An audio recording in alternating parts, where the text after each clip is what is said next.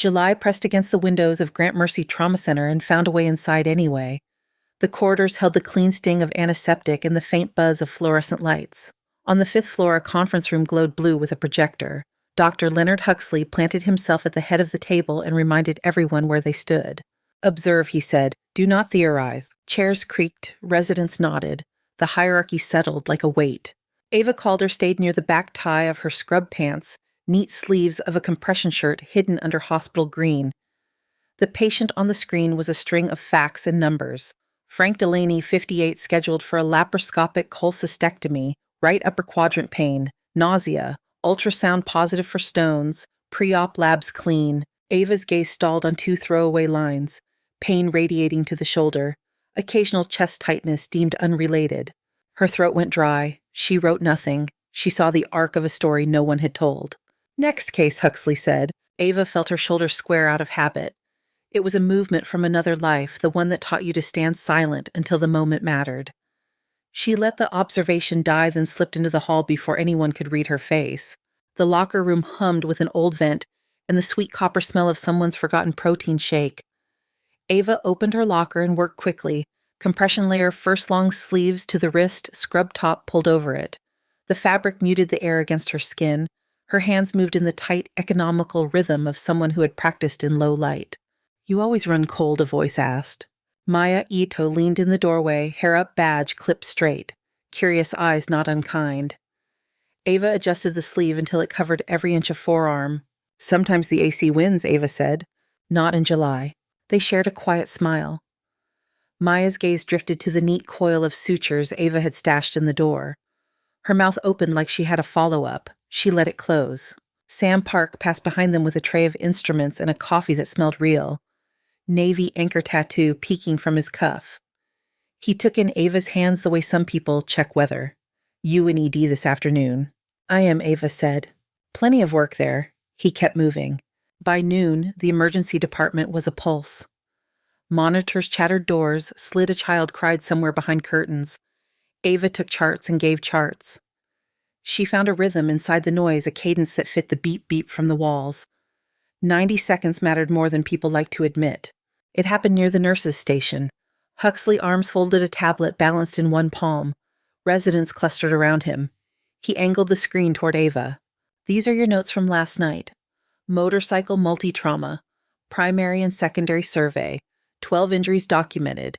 3 complications flagged. Completed in 90 seconds. Ava kept her voice level. "I was thorough and efficient." Or reckless. His gaze did not blink. "Speed is not the goal. Accuracy is why I'm fast." Murmurs rose from the ring of scrubs. Sam watched from the end of the counter. Maya behind Huxley bit the inside of her cheek. Huxley let the silence expand. "This is not a race," he said. "Slow down." Ava nodded once. She had learned how to nod without giving anything away. After he left, she sank into a computer terminal and pulled up Frank Delaney again. The lab panel looked acceptable. The words did not. Her pulse did not change, but the world seemed to sharpen. She picked up the phone. "This is Dr. Calder. I need a troponin panel on Frank Delaney, MRN, ending in 895. A tech hesitated. "He is cleared for surgery, doctor. That is a gallbladder case." "I am aware. Please draw it now." A beat. "Yes, doctor." Ava hung up and returned to the flow. A teenager with a forearm laceration tried to hide a tremor. She steadied his wrist and showed him where to look so he did not see the needle. She chose interrupted sutures. 1, 2, 3 tie, small knots that would hold even if one failed. He watched her hands and calmed. Diego Cruz pushed a gurney past with a woman who smelled faintly of river mud. He glanced at Ava's stitchwork and lifted a brow. Noted. He had a paramedic's way of clocking details. The key clip on his belt flashed when he turned. It was stamped with the outline of a raven. The lab posted the troponin 2 hours later. Borderline elevated, not screaming, not normal. Ava printed it and found Huxley and pre-op already scrubbed for someone else. The antiseptic smell was stronger here, a sting in the back of the nose. He took the paper and scanned the numbers with practiced boredom. "Inflammation can bump troponin," he said. "Do not chase zebras." "His pain radiates to the shoulder," Ava said. "He reports chest tightness. He is a 58-year-old with risk factors. We should delay and work him up." EKG was normal. He handed the page back. "Surgery proceeds." She held the paper a second longer than necessary. "Understood." In pre-op, Frank sat upright on the rolling bed, hands folded, as if he had rehearsed calm.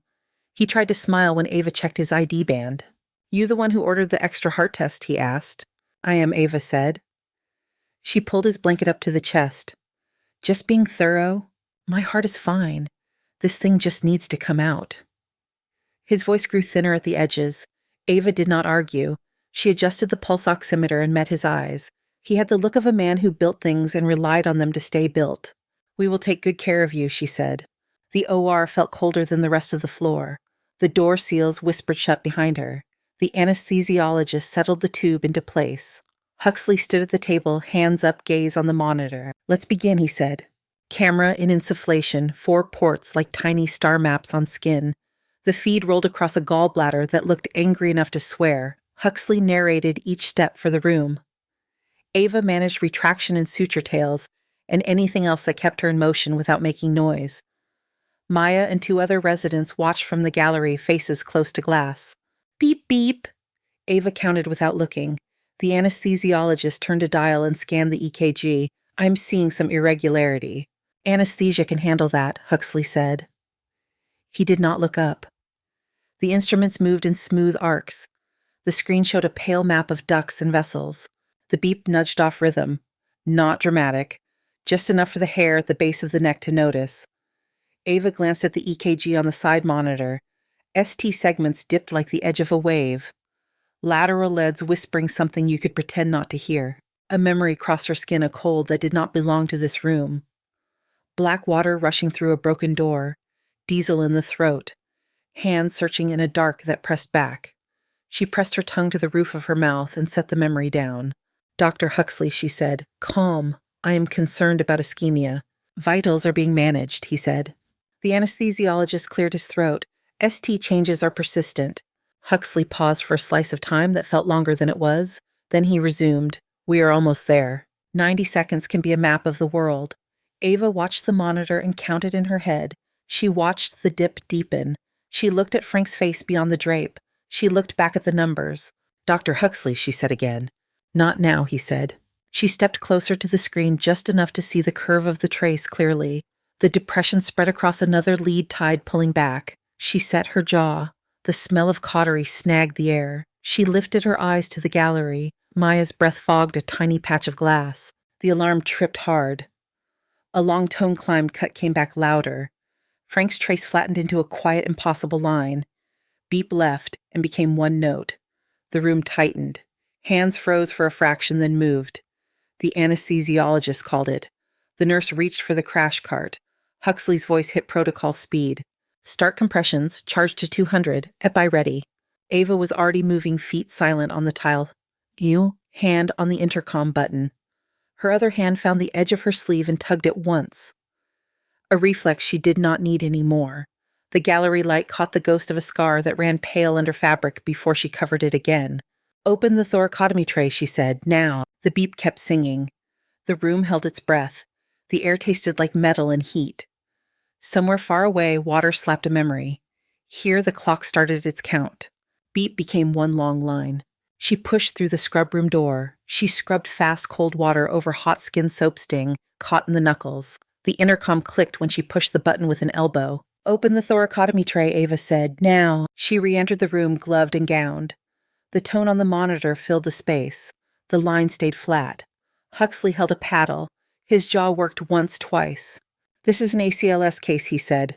"He needs direct access," Ava said. Sam Park stood at the instrument table. He did not ask who she thought she was. He placed a scalpel in her palm. The handle fit like it remembered her. Ava set the mark at the 5th intercostal space and cut. Skin gave fascia, whispered muscle, parted with the clean pull of a curtain on a track. She did not hesitate. The rib spreader went in. Sam cranked it open until bone creaked and the space bloomed. Air shifted. Heat rushed her cheeks. "Pericardium," she said. She opened the thin white sac and it let go in a soft sigh. The heart lay still, a dark fist that would not close. She wrapped both hands around it and squeezed. Once, twice, 3 times. The motion set a rhythm for the room. The monitor stuttered, then argued, then listened. "Small balloon catheter," she said, "the smallest." Sam passed it. Ava threaded it into the left anterior, descending by feel and memory. No hurry, no slack.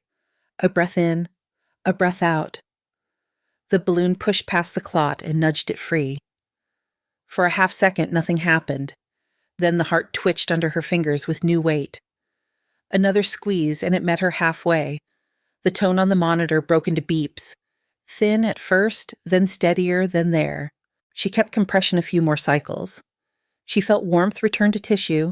She pulled the catheter, irrigated, checked for bleed, and placed a quick stitch to close the pericardium enough to keep it honest without strangling the work she had just done.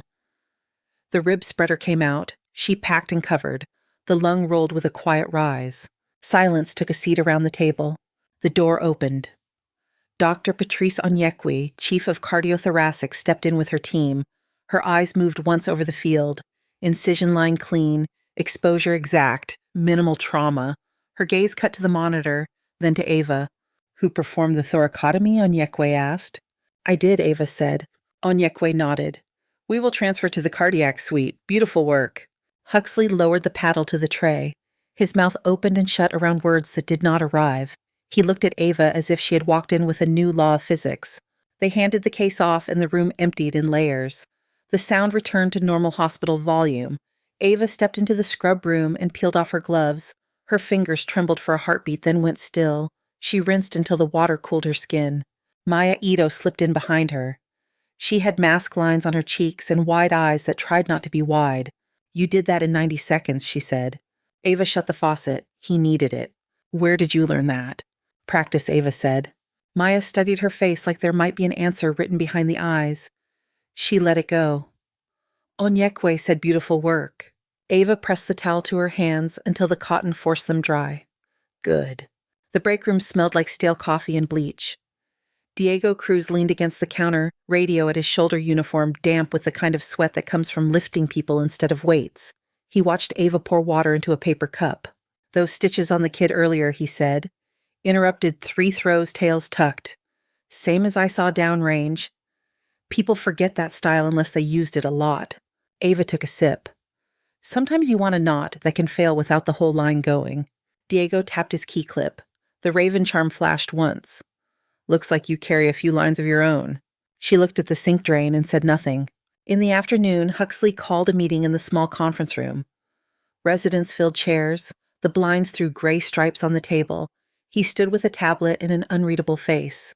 6 weeks in, he said. Dr. Calder shows suture time significantly faster than cohort. Triage notes atypically detailed for a first year. Procedural confidence not standard. Maya stared at the warning light on the projector. Diego stood in the back with arms folded, a paramedic among white coats. Huxley scrolled. "Your file is clean. Medical school on time. Undergrad conventional. There is an 8-year period before medical school that reads as volunteer work abroad. That term is vague." Ava kept her hands at her sides. "Trauma-focused clinics. Various locations." "Names of those locations?" Huxley asked. "Various," Ava said. "Your technique is not self-taught," he said. "I prepare for procedures," Ava said. "I study what works." He watched her for a full beat. The room did not move. Someone's pen clicked twice and got the message to stop. "You will assist on a routine gallbladder tomorrow," Huxley said. "You will observe. You will not improvise." "Understood," Ava said. "Everyone else will observe from the gallery," he added. "We will pay attention to proper pacing." Chairs scraped. People stood. The meeting dissolved into whispers. Maya came alongside Ava in the hall. "He is being unfair. He is being thorough," Ava said. "Same difference today," Maya said. The evening shifted into a series of small engines. Ava moved from bay to bay, sutured set lines, wrote notes that matched what had happened and not what would look good later. Sam handed her a chart and a coffee without comment. They worked like they had shared a shift for years. The hospital's quiet hour never lasts. Alarms layered on top of conversation without asking permission. A triage nurse called for help with a combative intox. A child dropped a tray and panicked at the noise. A visitor cried in a dim corner with her face in her hands. The hum did what it always does. It soaked into the walls and became background. Ava checked the screen over the main desk because habit taught her to read the room and the boards. Frank Delaney's status now read in transit to cardiac care. She let her fingers hover near the edge of her sleeve, then let her hand fall. The compression fabric warmed with her skin. The overhead pager clicked. all available trauma staff to the bay. Every head lifted. A breathless intern hustled past, clutching a clipboard that was already bent. Diego's radio barked. He pressed it to his ear and listened without blinking. His mouth set, then moved. Bridge collapse, he said to no one and everyone. Fulton Bridge. Multiple vehicles in the water, 30+ inbound. The ambulance bay lights washed the windows in a red that pulsed like a heartbeat turned outside in. Sirens rose and braided together. Doors opened. People ran. Ava was already moving. She pulled her cap on as she walked. She tightened the tie at her scrub pants. She pulled at her sleeve once, then let it be. The air in the corridor tasted like static.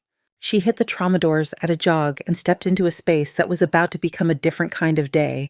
The trauma bay met the sirens with open doors. Gurneys rolled. Voices stacked. Diesel and wet concrete pushed in from the street. Nurses marked foreheads with grease pencil. Black for expectant. Red for now. Yellow for later. Ava took a station near the center. She called out assignments and moved where hands hesitated. Huxley stood 2 bays over and took the first blunt force abdomen. Sam set up a line of airway carts like a parade of small silver animals. Maya clipped on a headset and mirrored vitals to the board. Diego crashed through with a long spine board and a man strapped down tight. Late 20s, face ash pale under grit. Right chest floating in a wrong rhythm. Each breath pulled the broken segment inward like a trapdoor. His lips had gone the color of plums. Male 28, Diego said. Vehicle crushed under beam, suspect cardiac tamponade, pressure 60/40 and falling. The patient's eyes tracked the ceiling lights, then pinned on Ava. He snatched her wrist with a surprising grip. Ravens do not leave anyone, he whispered. You stayed. Ava felt the cold from a different river come up her arm. She leaned in until only he could hear. You are here. He let go. The monitor told a thin story that was getting thinner. Pericardiocentesis tray, Ava said. Bedside now. The nurse pulled the kit from a red bin. Sam slid the ultrasound into place. Ava bared the skin below the sternum and found her angle with the probe. The image lit gray and black. Fluid where there should be none. The heart compressed inside a tight ring. Needle, she said. She advanced with steady pressure. A tremor from the patient's ribs threatened to throw the line off. She found the give of the sac and aspirated dark blood. 50 milliliters. 70. 100. The wave on the monitor grew taller, less strangled. The man's jaw unclenched. His name tag read Briggs. Noah. His eyes fluttered shut. The blood pressure crept up by 5s. Get him to OR for definitive, Ava said. Huxley stepped into view, his gloves wet. He scanned the monitor and the syringe. How did you know to go subxiphoid without imaging beyond that? I have done it 47 times, Ava said. He held her gaze a moment, then nodded once. Charger room. They ran together behind the gurney. In the elevator, the walls breathed antiseptic. Briggs moaned once and then held it inside like he had practiced holding discomfort so it did not spill. In the OR, the air cooled the skin on the back of Ava's neck. The scrub team moved with the clipped grace of habit. She opened along his injured side and took down fractured segments. The ribs stepped out of line like a row of teeth knocked loose. She plated the worst of them and fixed the hinge so the chest would not fight every breath. Blood pooled from a deep vessel, and she found it with a clamp before it could tell a fuller story. Huxley suctioned without instruction. He watched what her hands did and learned their rhythm. He caught the next instrument as if they had practiced. How many procedures like this, he asked, quiet and only for her. Hundreds, Ava said. Where he asked, she set a screw. She did not look up. Various locations. They closed and let Briggs ride the ventilator like a slow sea. His pressure held. His oxygen climbed. They handed him off to recovery with a chest that rose in one piece. Back in the bay, the noise had found an even higher pitch. Nurses shouted times and doses. Gurneys came in wet and left dry. A boy sobbed because he had lost his shoes. His mother's hands shook so hard she could not hold the water cup. Maya kept the board clean, one update after another, head tilted to catch 2 conversations at once. Paramedics burst in with a small bundle wrapped in thermal blankets and a plastic hood. The top blanket was slick with river water. A man came behind them, soaked and gasping mouth forming the same word. Lily, he said, please. The child on the gurney wore a hospital name band. Lily Hart, 6 years old. Her skin had the gray of winter concrete, lips purple at the edges. The monitor picked up a slow, narrow rhythm that acted like it might go out any second. Core temp 89, a medic said. Down 12 minutes, crush injury to left leg. Dr. Elaine Cho appeared at the head of the bed. Chief of staff. Her hands hovered over the girl. She glanced at Ava, then at the numbers. Ava spoke before anyone could decide the wrong way. We warm her slowly. ECMO if we can get it primed. We drain the pericardium first to give the heart space. Then fasciotomy on the left leg. We will try to preserve the spleen. Cho's mouth tightened. She looked at the girl's father, who had stopped breathing like he had forgotten how. Do it, Cho said. Sam moved like the idea had been waiting in his muscles. He called ECMO to the bay. Maya wheeled over the ultrasound again and set it at a height that would keep Ava's shoulders at a sane angle.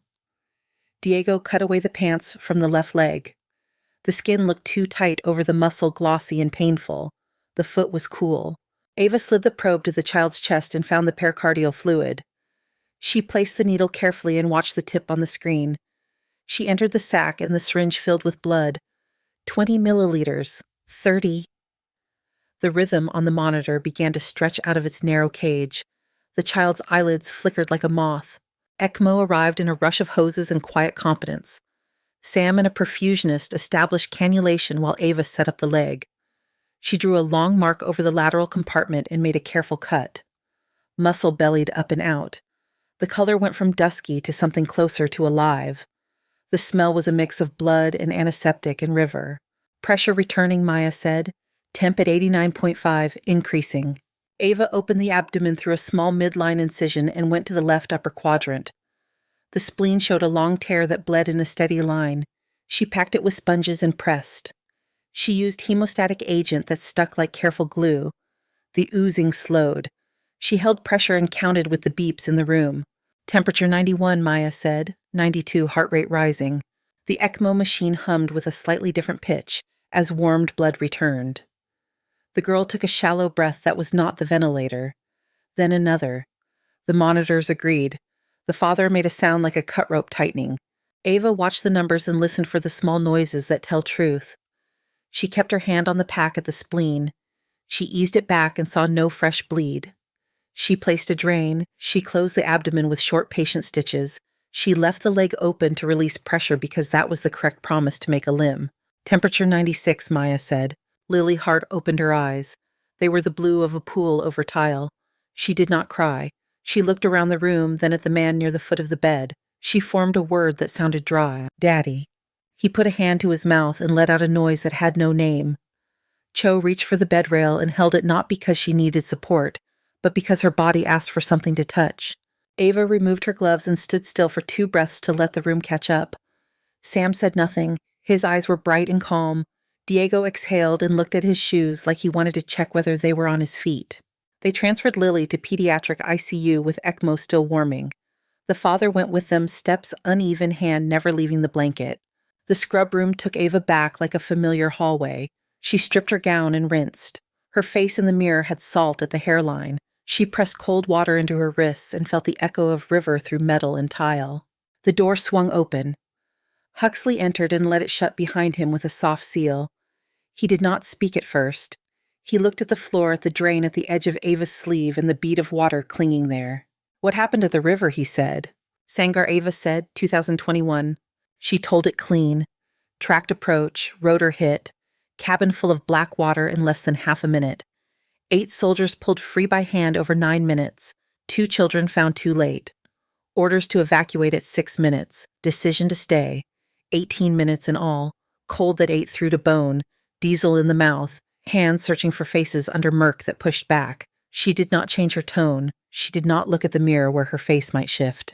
How long were the children down, Huxley asked. 11 by the time I reached them, Ava said. 7 more trying. He did not correct her. He did not explain. He stood and listened in a way that did not feel like judgment. The pipe in the wall clicked once as if it had an opinion. The hallway outside stirred with a different cadence. He and Ava turned when the door opened again. A woman in army dress uniform stepped in. Gray streaks cut through dark hair.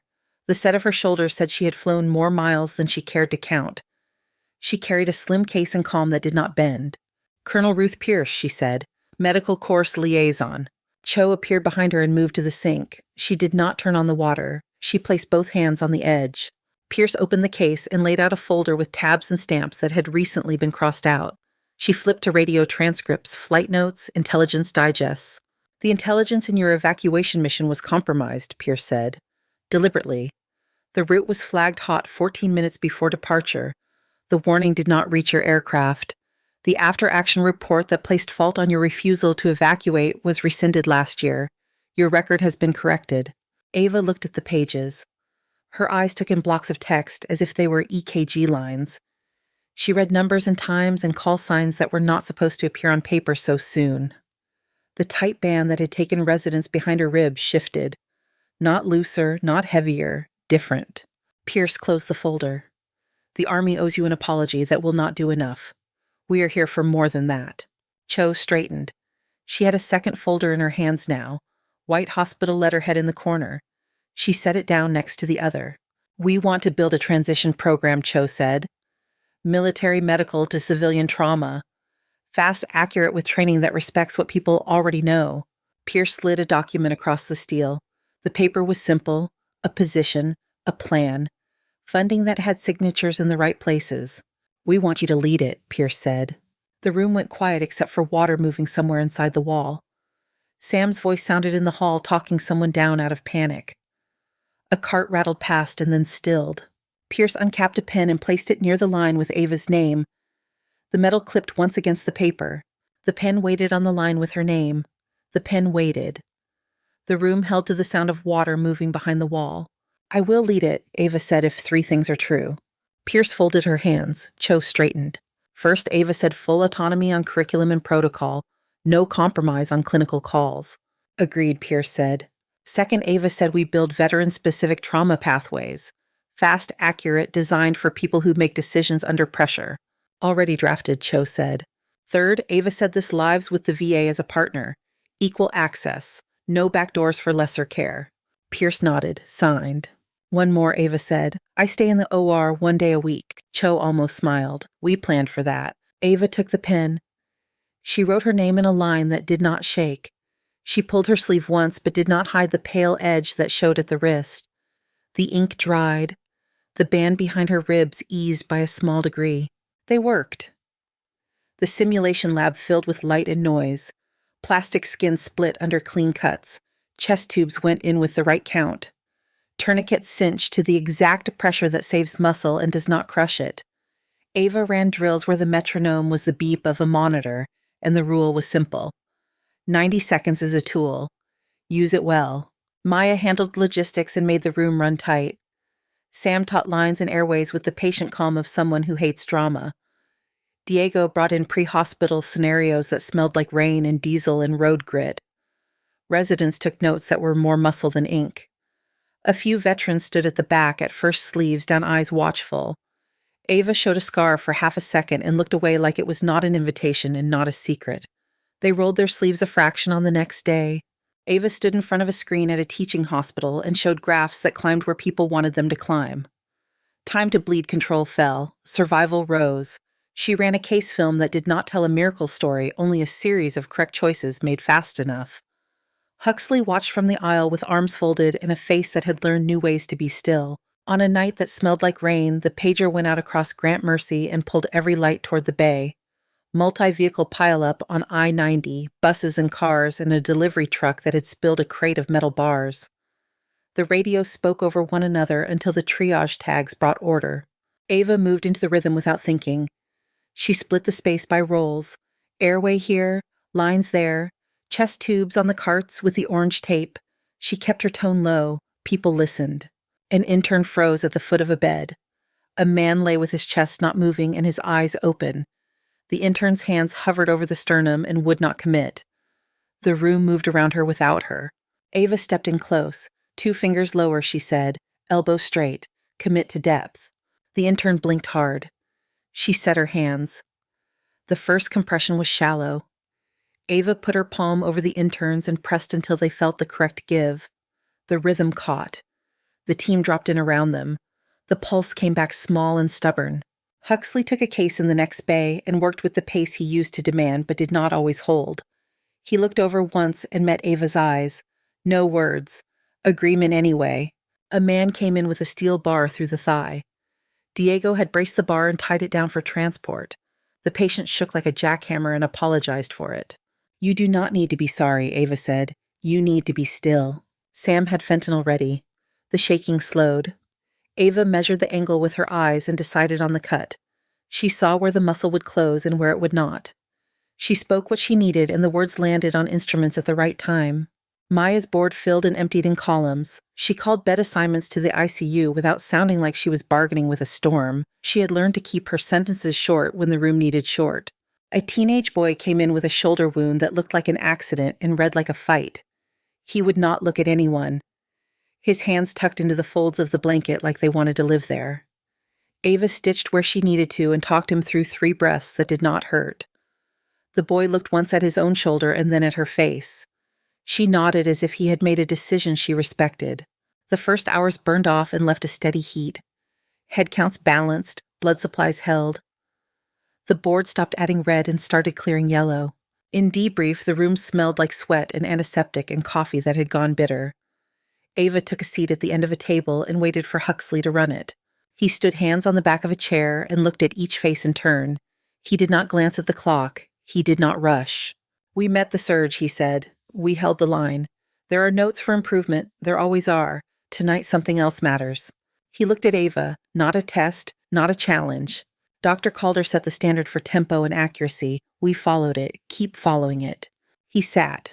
The room did not clap. It did not need to. Later, Ava stood by the windows and watched rain streak the glass. The city blurred and then came back into focus. A paramedic laughed in the hall and someone answered with a softer sound. The floor under her feet felt solid and not like a deck that might lift when a rotor beat the air. Her phone buzzed. A message from Dr. Onyekwe. Short, precise. Hospital request list attached. 47 sites, 12 states. A line at the end that was only a title. Morning laid a gray sheet over Chicago. Grant Mercy woke to the hum of vents and the click of badge readers. The simulation lab lights came up in a soft rise. Plastic torsos waited on stainless tables. Monitors blinked into their rhythm. Ava stood at the front with a marker in her hand. The board wore a list of drills written in neat squares. Tourniquet, chest tube, bedside tap, decision under incomplete data. 90 seconds penciled at the edge like a small rule that governed all the others. Jake Torres watched from the second row. Marine tattoo just visible where his sleeve had rolled on its own. He had come quiet on the first day, eyes on the floor jacket zipped to the neck. Now he took a kit apart and put it back together without looking. He caught Ava's eye and nodded once. Deputy was not a title he said out loud. It fit anyway. Maya ran the room like a stage manager. Timers reset before anyone asked. Carts refilled between drills. A coffee appeared at Ava's elbow when the marker went dry. Sam moved station to station, fixing the angle of a hand, the tension in a line the height of a laryngoscope. Diego brought a pre-hospital scenario through the door with a stretcher and a partner who pretended to have panic and could not quite pretend well enough. Laughter broke the room and then folded away when the clock started. Between sessions, Ava set her phone on the counter and scrolled through a folder named Still Breathing. Noah Briggs stood in one of the pictures on a patch of grass with twin girls on his shoulders. All 3 smiled with their whole faces. Frank Delaney wore a suit and tie and had a ribbon on his lapel that matched his daughter's bouquet. He held her arm like it was the first thing he had ever built. Lily Hart, small and fierce, gripped a lunchbox with cartoon stars and looked at a school door like it might look back. Ava tapped the screen and let the images tile the glass. She felt the pull of the river in her chest and watched it recede the way a tide retreats when the angle of the shore changes. By noon, the lab emptied into the hall. The group fanned into clinics and floors and an ambulance bay where the day kept moving. Ava wiped the marker lines from the board. The faint trail left behind looked like a map someone had folded too many times. Huxley found her in the corridor with a stack of charts under one arm. He looked different by a degree that did not show up on paper. The angle of the shoulders, the set of the jaw that had learned to pause. "Debrief at 4, he said. Then you have the OR. He waited. "That schedule works," Ava said. He did not say good work. He did not need to. He stood there long enough for thanks to find the surface of the moment on its own. Both moved on. In the afternoon, the program's office filled with binders that did not look like binders. Thin and white and labeled by hospital instead of by name. Riverbend in Ohio. St. Luke's in Arizona. St. Francis in Oregon. 47 in all. A map with pins hung over a low cabinet. The pins made a constellation across 12 states. They looked like they had always wanted to be stars. Colonel Pierce sat at the small table reading a report. She wore civilian clothes and still looked like rank. She had a habit of setting a pen down with the clip aligned to the paper edge. Dr. Onyekwe was on speaker. Her voice came through the box clean and careful. "Numbers are holding," Onyekwe said. "Time to definitive care keeps dropping. Fewer early exits from the VA pipeline." Ava watched the curve on a graph where line met line and both did what they were told. She set the folder aside and poured water into a cup. "We need a second cohort for instructors," Pierce said. "Jake can lead the first track." "He can," Ava said. Maya leaned in at the door with a message from ICU that needed Ava's signature. She passed it through, collected a return, and faded back out before the phone could ring again. The OR called. Ava scrubbed at a sink where the water ran hot enough to make the skin pink. The smell of chlorhexidine cut through the afternoon. She pulled her cap on and rolled her sleeves to her wrists. She did not pull them past the pale band of scar. She left the edge of it visible as if it belonged in this air. The case moved with quiet ease. A stubborn appendix. A line that wanted to be difficult and then decided not to be. Sam stood at her shoulder when she needed a retractor for 5 seconds and not 6. The attending across the table made a joke that did not work on anyone. Ava smiled anyway. She closed with small stitches that lay flat and honest. The patient breathed without drama. The monitor met her at 90 seconds when she counted without deciding to count. After the case, she took the stairs up 2 flights to the roof.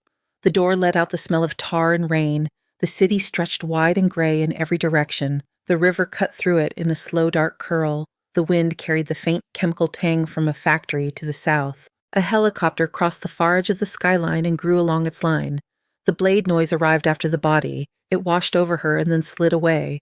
Her shoulders did not lift. Her jaw did not set. The noise moved through her without taking anything. The rotor wash never reached the roof, but the memory of it did. She set her hands on the rail until the metal cooled her palms. Her phone shook against her thigh. She answered without looking. "Calder," she said. "Trauma Bay needs an attending," Maya said. 2 minutes out. "On my way," Ava said. She took the stairs down, feet quiet, breath steady. The corridor caught her and pulled her toward the light. The sleeve at her wrist slipped. She let it stay where it wanted to. The badge reader clicked. The doors opened. The bay was bright and loud. Sirens ghosted on the edge of hearing. Nurses tugged gloves into place with a snap that sounded crisp and sure. Jake already had a cart in position. Diego's radio crackled with a short burst of code. Sam rolled a tray up to the line between what had happened and what might. Ava stepped into her station. The room closed around her like a glove that fit. The monitors chimed into the beat she knew. 90 seconds nested inside each decision. Cold lived here only where it saved a brain and not where it took it. Water stayed on the outside of doors. She set her palm on the bed rail and drew the first breath with the room. The old words belonged to people who had earned them, but they lived here too. Ravens do not quit. Thank you so much for listening to today's story. If this story resonated with you or made you reflect, I'd love to hear your thoughts, so feel free to share them in the comments below. And don't forget to like, subscribe, and hit the notification bell so you won't miss the next story.